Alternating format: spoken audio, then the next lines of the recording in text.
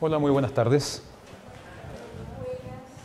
Bienvenidos a este penúltimo encuentro del ciclo de charlas Una mirada a la actualidad internacional. Nos queda la charla de diciembre solamente. Y bueno, esperamos a los que han estado participando de manera regular que esto les haya servido como para tener una aproximación distinta, nueva, útil a los temas de la actualidad que habitualmente nos apabullan con información, datos, nombres, ese tipo de cosas. Hoy la invitación era a hablar un poco acerca del tema de los movimientos separatistas y cómo da la sensación de que durante muchos años fue un tema más bien secundario, un tema que había desaparecido de las portadas de los diarios, de los noticiarios, etc., pero que ha ido volviendo de manera silenciosa en algunos casos, de manera mucho más evidente en otros, y también una buena oportunidad para revisar qué ha estado pasando en torno a esto en otras partes del mundo.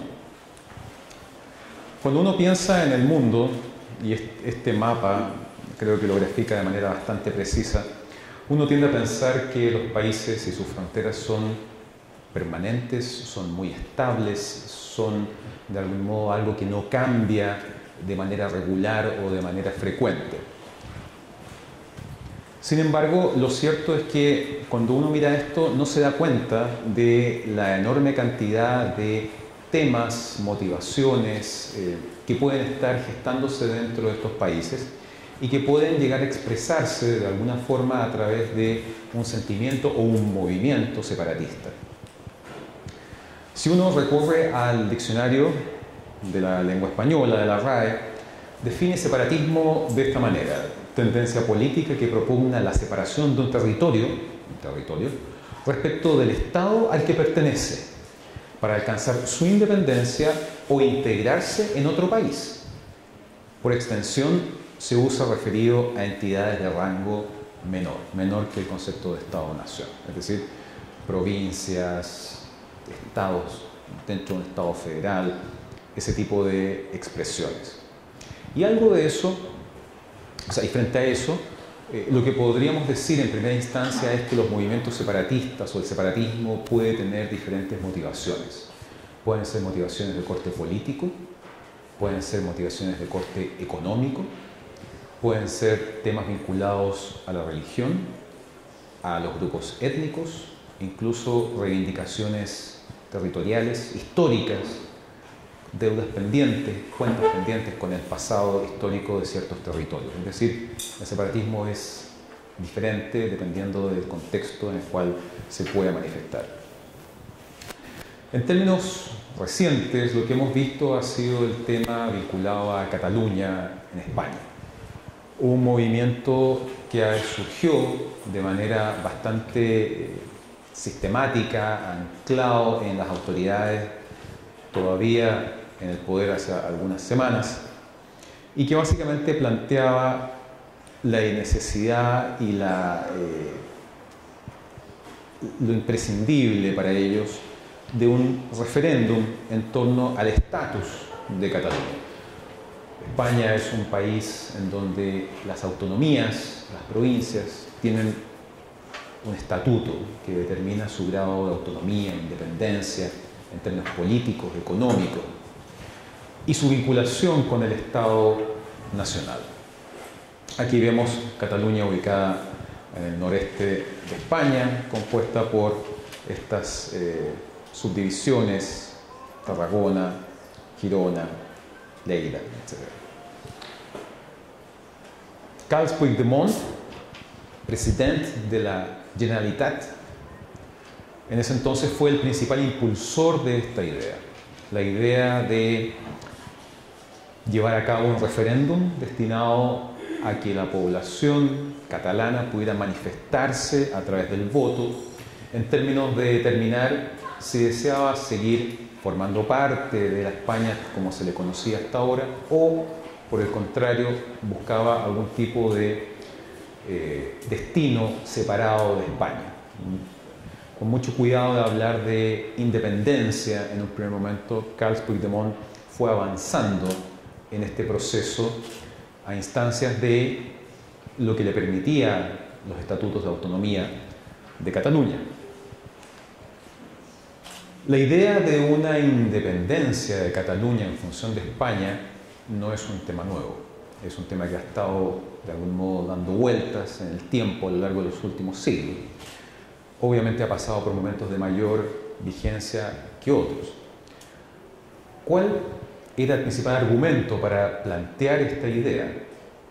El hecho de que Cataluña no solamente tiene una identidad, tiene una tradición, una historia, un elemento común, sino que además, desde el punto de vista económico, aporta el 20% del PIB de España, solamente Cataluña, asumiendo que el resto del 80% corre por cuenta del resto de España, y que eso le podría permitir una solvencia económica capaz de sostener un movimiento separatista e independizarse de España con la aspiración de transformarse en un Estado-nación autónomo que eventualmente en forma posterior pudiera sumarse a la Unión Europea. Esta es una encuesta que hizo el diario La Vanguardia de Barcelona, de Cataluña, y previo al referéndum del 1 de octubre pasado. Y las preguntas son bastante sintomáticas y también los resultados. ¿Estaría de acuerdo en que finalmente Cataluña se pueda convocar un referéndum para decidir sobre la independencia? Sí, hay un 71,7% que está a favor de convocar el referéndum versus un 24,3% que no. Si se apoya su celebración, ¿cómo cree que debería convocarse el referéndum? De manera acordada con el gobierno central, es decir, en un trabajo conjunto con Madrid. De forma unilateral, es decir, sin ningún tipo de vínculo o responsabilidad en función del gobierno en Madrid, casi un 38%. ¿Cómo cree que acabará el proceso soberanista a corto plazo? Independencia de Cataluña, prácticamente un 12%. Apertura de un proceso de negociación entre la Generalitat, o sea, el gobierno catalán, y el gobierno central de Madrid, un 28,5%. Anulación del referéndum por el Tribunal Constitucional, que efectivamente eso ocurrió, un 28,7%. Prohibición de la consulta y suspensión de la autonomía, 17,4%. Esto lo que demuestra es que la idea soberanista, al menos en esta encuesta, no está del todo reflejada, que era el principal argumento de Carles Puigdemont, que el sentimiento mayoritario era precisamente la autonomía y la separación total de España. Finalmente llegamos al 1 de octubre de este año, día en el cual el gobierno catalán, la Generalitat, decidió llevar adelante este referéndum, esta elección, en contra de todo lo que había dictado en su minuto el gobierno de Madrid, en primera instancia el Tribunal Constitucional Español, que había decretado este referéndum absolutamente inválido. Posteriormente, el gobierno mismo había establecido que en términos constitucionales tampoco estaba permitido y que esto entraba en conflicto con lo que eran las atribuciones de la autonomía o de las autonomías en España. Y si ustedes recuerdan, porque tuvo una enorme cobertura mediática, lo que vimos fue una jornada particularmente accidentada, violenta, en la cual la Guardia Civil y la Policía Nacional Española se desplegaron en las principales ciudades de Cataluña, fundamentalmente en Barcelona, generando grandes conflictos en la medida que le impidieron a la gente que quería votar poder votar. Se cerraron ciertos lugares, hubo protestas, violencia, heridos, etc. De algún modo, un golpe de efecto mediático por parte de los separatistas o la gente que está a favor del movimiento independentista catalán, victimizando su causa. A pesar de eso, Carles Puigdemont asegura que la opción de la independencia de Cataluña tiene un respaldo superior al 90%, 91 y fracción. Con una salvedad: el proceso electoral, la votación misma, no cuenta con garantías, efectivamente, de comprobar cuánta gente votó por mesa, dónde se votó. Había urnas que a veces se instalaban en el patio de una casa y la gente votaba ahí, no hubo ningún tipo de supervisión. Y el estimado en términos de participación se calculaba en 43%. Frente a eso, Carles Puigdemont decidió, en este tira y afloja con Madrid, una jugada que todavía es un poco extraña, que fue proclamar la independencia y 21 segundos después suspenderla en función de algún gesto para abrir canales de comunicación con Madrid y llegar a un tipo de acuerdo frente a esto, cosa que el gobierno de Mariano Rajoy desestimó desde un comienzo, manteniéndose firme en la posición que había adoptado durante todos estos meses y todo este proceso. Su decisión final, aplicar lo que se conoce como el artículo 155 de la Constitución española, la Constitución que está vigente desde 1978, y que establece la capacidad del gobierno central de Madrid de intervenir y destituir a un gobierno de alguna autonomía en caso de que esto entrara en contradicción, en colisión con lo que era el sistema democrático español. Y eso fue precisamente lo que ocurrió. Ustedes lo recordarán. Madrid destituyó a Carles Puigdemont y al resto de su gobierno, dejando acéfala la Generalitat, dejando acéfalo el gobierno de Cataluña y posteriormente poniendo a la vicepresidenta de España como una especie de administradora interina hasta la concreción de nuevos comicios y que están de hecho agendados ya para el 21 de diciembre. Lo que hemos visto en ese intertanto son manifestaciones tanto a favor como en contra, también movimientos en Cataluña a favor de mantener la unidad y de que Cataluña siga formando parte de España, cosa que Mariano Rajoy ha capitalizado de manera bastante astuta, de manera bastante eficiente, incluso este fin de semana viajando hasta Cataluña precisamente para apoyar a la lista de candidatos de su partido, el Partido Popular, que van a participar de los comicios del próximo 21 de diciembre, en donde se elegirá un nuevo gobierno para Cataluña. Mientras Carles Puigdemont permanece en Bélgica, sin aclarar todavía si realmente está pidiendo asilo o no, si está refugiado o no, a instancias de que la justicia española ya ha requerido que sea entregado a autoridades españolas. En el intertanto, lo que hemos visto, lejos del ámbito político, es el impacto en el ámbito económico. Y es el hecho de que este proceso de independencia fallido, accidentado, ha tenido un impacto en el ámbito económico que era precisamente el pilar que eventualmente podría haber sostenido la independencia de Cataluña. ¿En términos de qué? En términos de la migración de estas empresas. Aquí son solo algunas.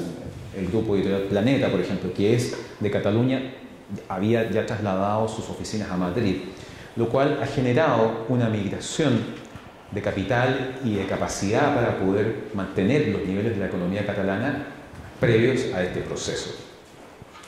Si ustedes recuerdan, esto se asemeja mucho a lo que pasó inmediatamente después del triunfo del Brexit en el Reino Unido y que en estos meses diferentes bancos, empresas, grupos económicos han estado dejando o han planteado redesplegar, reordenar sus oficinas principales, sus cuarteles generales en el Reino Unido.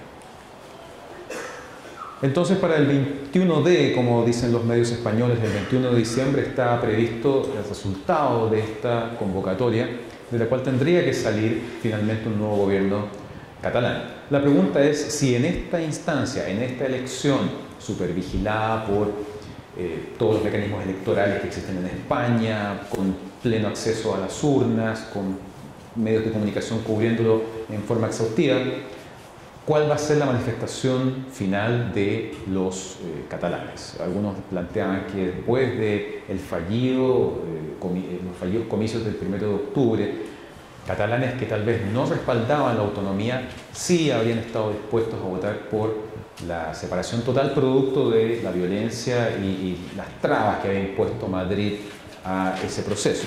Si eso se va a repetir o no, tendremos que esperar hasta esa fecha, en donde probablemente sí tendremos una visión más clara respecto de cuál es el sentir catalán expresado en las urnas. Estos son los cuarteles generales de la Unión Europea en Bruselas. Y hasta allá precisamente fue elevada la queja del gobierno catalán en más de una ocasión buscando un respaldo que nunca encontró. En este contexto, la Unión Europea fue particularmente cuidadosa de no intervenir, ni como mediador entre el gobierno central español y el gobierno catalán, evitando tomar una posición a favor o en contra de cualquiera de los dos actores, y simplemente diciendo que este era un problema que España tenía que resolver y que contaba básicamente con el respaldo o los buenos oficios de la Unión Europea en términos de que se pudiera llegar a algún tipo de solución, sin aclarar cuál solución, de qué tipo, favorable o no a cualquiera de los dos involucrados. De algún modo la Unión Europea se mantuvo en una posición de espectador, precisamente dando una clara muestra de que su silencio en muchos aspectos era una posición en torno a este tema. ¿Por qué? Porque no hay que olvidar que la Unión Europea vive y va a vivir hasta el año 2019 el complejo proceso del Brexit. O sea, ya hay una primera instancia en donde la Unión Europea ha visto fracturar su unidad a través de esta votación que va a permitir la salida del Reino Unido de la Unión Europea. La sensación de que esto puede sentar un precedente se manifestó en las diferentes elecciones que hemos visto en Europa, Francia, Holanda, etc., en donde los movimientos o los partidos que planteaban salir de la Unión Europea cobraron bastante fuerza, visibilidad. Ninguno de ellos llegó al poder, pero se acercó mucho. Por lo tanto, la idea de que en el caso español Cataluña hubiese podido efectivamente salirse o lograr un apoyo masivo a la opción de separarse de España era muy inquietante porque evidentemente sienta un precedente. Sienta un precedente en un continente que ha conocido durante siglos las luchas por la conformación de los Estados-nación, por la rearticulación de las fronteras en diferentes momentos de su historia, y que eso evidentemente tiene consecuencias en términos de estabilidad, en términos de conflictos armados, crisis humanitarias, etc. Para Europa todavía está muy fresco lo que fue el proceso de desintegración de la antigua Yugoslavia o la Federación Yugoslava a partir de 1991, diríamos una especie de efecto secundario, colateral del fin de la Guerra Fría y la desintegración de la Unión Soviética. Y es que Yugoslavia, este Estado federal, vive un proceso de desintegración particularmente violento y que se extiende desde 1991 hasta la firma de los tratados de Dayton en 1995, con episodios en donde vimos... ¿Aló? ¿He sido saboteado? No sé. ¿Aló? Bueno, un escenario de conflicto en el cual vimos en una primera etapa, a comienzos de la década de los 90, el gran choque entre lo que eran Serbia, Croacia, y un conflicto que después se desplazó a lo que es Bosnia-Herzegovina. Un conflicto particularmente violento a las puertas del nacimiento de la Unión Europea. Recordemos que la Unión Europea formalmente nace en 1993 y este conflicto se extendió entre el 91 y el 95. Un conflicto en donde la guerra fue muy difícil de definir en términos de que había ejércitos, había milicias armadas y las motivaciones iban desde lo político hasta los ajustes de cuenta históricos que se remontaban incluso antes de la Segunda Guerra Mundial, el factor religioso, etc. Un conflicto en el cual Europa fracasó de manera clara y categórica en su intento de resolverlo a nivel local, un conflicto en donde Naciones Unidas, en ese entonces dirigido por Boutros Ghali, también tuvo importantes problemas para poder llegar a algún tipo de resolución. No va a ser sino hasta 1995 que se estabiliza esto, y lo que antes había sido un Estado federal, Yugoslavia, se reordena en torno a Eslovenia, Croacia, Bosnia y Herzegovina, Serbia, Macedonia y Montenegro. Después se terminan por separar. Y aquí un tema importante: dos provincias de Serbia, fundamentalmente la del sur, Kosovo, va a emprender a posteriori el año 99 un proceso separatista mucho más precipitado con la intervención de la OTAN. Aquí tenemos la imagen que registra la firma del Tratado de Dayton y que pone fin a la guerra de desintegración de la antigua Yugoslavia. Un proceso separatista de gran alcance que generó una crisis humanitaria que abarcó todo el continente y en donde los principales líderes de Europa de ese entonces, bueno, finalmente no fue hasta que el gobierno de Bill Clinton se involucró de manera más profunda que se logró llegar a este acuerdo. Acuerdo que sentó las bases de lo que posteriormente fue la crisis en Kosovo, esta provincia del sur de Serbia, que también emprendió un proceso separatista, en primera instancia producto de la persecución por parte de los serbios de la población albano-kosovar. Los kosovares están vinculados a lo que es el país vecino, que es Albania, y por eso en esta foto está la bandera de Albania y está la bandera de Kosovo, país que logra su independencia a partir del año 2008.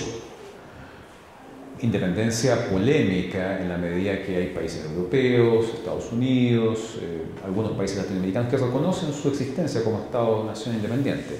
No obstante, por ejemplo, Rusia y los principales aliados de Rusia desconocen que efectivamente esta antigua provincia de Serbia sea hoy un Estado-nación y un país independiente.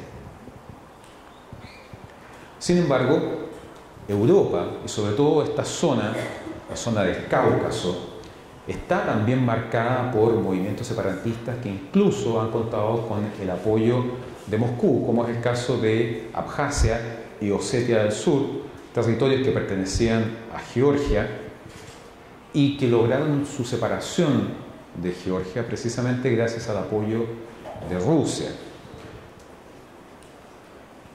Y sin duda el conflicto que todavía está inconcluso, que es la situación en Ucrania, en donde no solamente vimos que este país en 2014 perdió la península de Crimea a manos de Rusia, aduciendo que en el fondo estos son territorios mayoritariamente poblados por rusos y descendientes de rusos, y mantenemos hasta el día de hoy este conflicto separatista en el este, Lugansk, Donetsk, una serie de regiones en donde básicamente lo que buscan es separarse de Ucrania y eventualmente sumarse a Rusia. Volvemos nuevamente al concepto que nos dio la RAE, territorios que se buscan separarse de un país para ser autónomos o para sumarse a otro.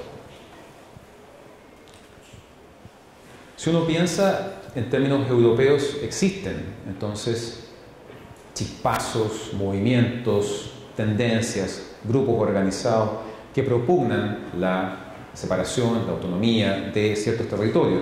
En el caso de Italia es muy señero el caso de Sicilia, que tiene o ha tenido históricamente una postura favorable a buscar en algún momento propicio su separación o su independencia. En el caso de Francia, Córcega es todavía un territorio en donde el sentimiento separatista sigue siendo particularmente fuerte.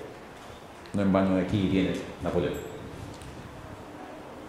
Y en el caso del Reino Unido, ya vimos, por ejemplo, que el año 2014 Escocia llevó adelante un referéndum destinado a definir si seguía formando parte del Reino Unido o no. Un referéndum que se concretó y que arrojó un resultado de un 55% a favor de seguir formando parte del Reino Unido. Interesante, eso sí, fueron los niveles de participación, los más altos en décadas. Sobre el 80% de la gente votó precisamente para definir si se seguía formando parte o no del Reino Unido. Irlanda del Norte ha vivido también un proceso marcado algunas veces por la violencia, fundamentalmente a partir del grupo terrorista IRA, el Ejército Revolucionario Irlandés, independentista irlandés, y que a pesar de estar vigentes los acuerdos de Viernes Santo de 1998, que de algún modo resolvieron esto, todavía Irlanda del Norte mantiene un sentimiento, una idea de poder eventualmente fusionarse o establecer un vínculo definitivo con lo que es la República de Irlanda, el resto de la isla. Un dato no menor. Cuando se produjo la votación del Brexit, las cifras más grandes en términos de apoyo a mantenerse dentro del Reino Unido fueron de Escocia y fueron de Irlanda del Norte. ¿Qué pasó después de eso? Ambos han planteado de una u otra manera la idea de una nueva elección, una nueva votación, porque no les gusta la idea de seguir formando parte del Reino Unido si el Reino Unido no forma parte de la Unión Europea. ¿Se fijan? Y eso ya es sintomático. Escocia postergó la realización de un segundo referéndum en ese sentido hasta después del 2019, es decir, hasta tener claridad sobre cuáles son las condiciones en las cuales el Reino Unido va a abandonar la Unión Europea. Dependiendo de si eso satisface o no al gobierno local escocés, veremos qué es lo que ocurre en ese sentido. Sin embargo, lejos de Europa tenemos también otro movimiento interesante y que tiene que ver con los kurdos. No sé si alguien ha escuchado hablar de los kurdos. Un pueblo indoeuropeo que está repartido en 4 territorios distintos: Turquía, Irán, Irak y Siria. Aproximadamente el 45% de los kurdos viven en Turquía y en Irán y Siria 25 y 25. El resto está repartido en otras zonas. Los kurdos llevan décadas buscando la conformación de esto. El Kurdistán. Si ustedes buscan en un mapa, en un atlas, en un globo terráqueo, el Kurdistán no lo van a encontrar. Porque el Kurdistán como Estado-nación con fronteras definidas y reconocidas no existe. Es el país, es el Estado-nación, si ustedes quieren, que los kurdos quisieran tener.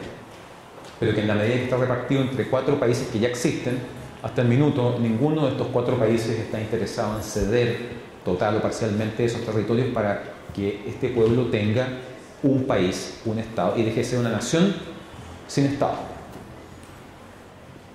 En tiempos de este señor, que era Saddam Hussein, los kurdos en Irak fueron particularmente perseguidos, reprimidos y exterminados.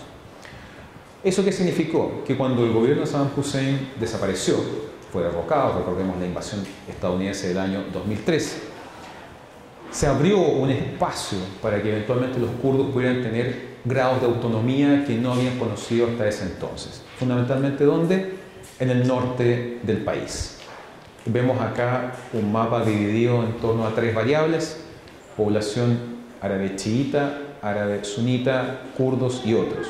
17% son los kurdos que controlan esta parte del norte de Irak, y que tienen la particularidad de que no solamente han sido capaces de conformar un gobierno, sino que además tienen un importante grado de solvencia económica en términos de la capacidad de controlar pozos de petróleo, que evidentemente les dan la posibilidad de tener ingresos para solventar la existencia de este territorio semiautónomo en Irak. Y los kurdos han tenido un protagonismo especial a partir de la aparición del Estado Islámico. Los kurdos han sido uno de los grupos que más fuertemente ha combatido al Estado Islámico, tanto en Irak, en el norte de Irak, como en el norte de Siria, logrando un protagonismo, una visibilidad política, mediática, que no ha pasado inadvertida. De hecho, una de las cosas que más ha llamado la atención es la enorme cantidad de brigadas femeninas de los kurdos combatiendo precisamente al Estado Islámico con gran éxito. Lo demostraron en la reconquista de Mosul, en Irak, y hace pocas semanas con la caída de Raqqa, en Siria, lo que era hasta ese minuto la capital del autoproclamado Estado Islámico, Califato del Estado Islámico. ¿Cuál es el punto? Que muchos analistas consideran que este protagonismo de los kurdos es de algún modo una apuesta a largo plazo, es de algún modo una esperanza de promesa. ¿En términos de qué? De que la comunidad internacional reconozca el esfuerzo realizado por los kurdos para acabar con el Estado Islámico, y que eso eventualmente, nadie lo ha dicho en términos oficiales aún, pero que eventualmente pudiera traducirse en una especie de concesión para que al menos en el norte de Irak pudieran crear una primera instancia de lo que ellos buscan, que es un Kurdistán autónomo. Si ustedes se fijan, este es un mapa del norte de Siria y el norte de Irak. Todos estos territorios, acá y aquí, están controlados por los kurdos y acá con una importante población. Esto de poder unirse, tal como lo hizo en algún minuto, en 2014, el Estado Islámico, podría traducirse en un territorio administrable, sobre todo si en esta parte se logra una salida al mar. La posibilidad de una salida al mar les permite entonces viabilizar comercio, compra de alimentos, equipamiento, etc. O sea, una salida al mar para ellos es fundamental. Y en el contexto de la guerra civil siria, que comenzó el año 2011, uno de los principales objetivos del gobierno de Bashar al-Assad es evitar que estos kurdos sirios logren tener un acceso, una salida y controlar esa salida al mar. Eso sería tan importante como el hecho de que en esta parte los kurdos de Irak tienen acceso a pozos de petróleo. Les presento a Aridoamérica o la República de México del Norte. Baja California, etcétera. Todos los estados que conocemos de México están incorporados en esta imagen. Esto comenzó a circular por redes sociales a fines de octubre, hace muy poco. ¿Con motivo de qué? Con motivo de la decisión del presidente Peña Nieto de aumentar los impuestos a los estados mexicanos que son fronterizos o están más al norte. La reacción de la gente que vive en estos estados del norte de México no se dejó esperar. Y esto que comenzó, al parecer siendo una idea del momento, una broma quizá, por redes sociales comenzó a ganar adeptos y gente que comenzó a tomarlo muy en serio. Y en cuestión de días, la cantidad de miles de personas que estaban a favor de la separación de los estados del norte de México para crear un estado autónomo escaló y continúa subiendo. Y eso es profundamente llamativo porque la sensación que queda es que de repente estos movimientos separatistas están lejos de lo que es América Latina o de nuestra realidad. Y esto que podría ser solo una broma, el día de mañana podría ser algo más serio. Las motivaciones catalanas partieron precisamente por el tema económico. Cuando en 2008 estalló la crisis del euro, Cataluña fue la primera en reclamar que España había administrado mal los dineros que ellos cargaban sobre sus hombros el déficit de España. Si los estados del norte de México se lo toman en serio, tal vez podrían buscar no necesariamente una salida violenta, pero sí levantar una idea similar a lo que hicieron los catalanes. Toda esta experiencia catalana a lo largo de estos meses ha sido particularmente revisada, observada, registrada por movimientos con causas similares en otras partes del mundo y en otras partes de América también. De modo que la idea del separatismo, al menos esto, en las redes sociales parece tener más respaldo del que uno pudiera creer. Muchas gracias.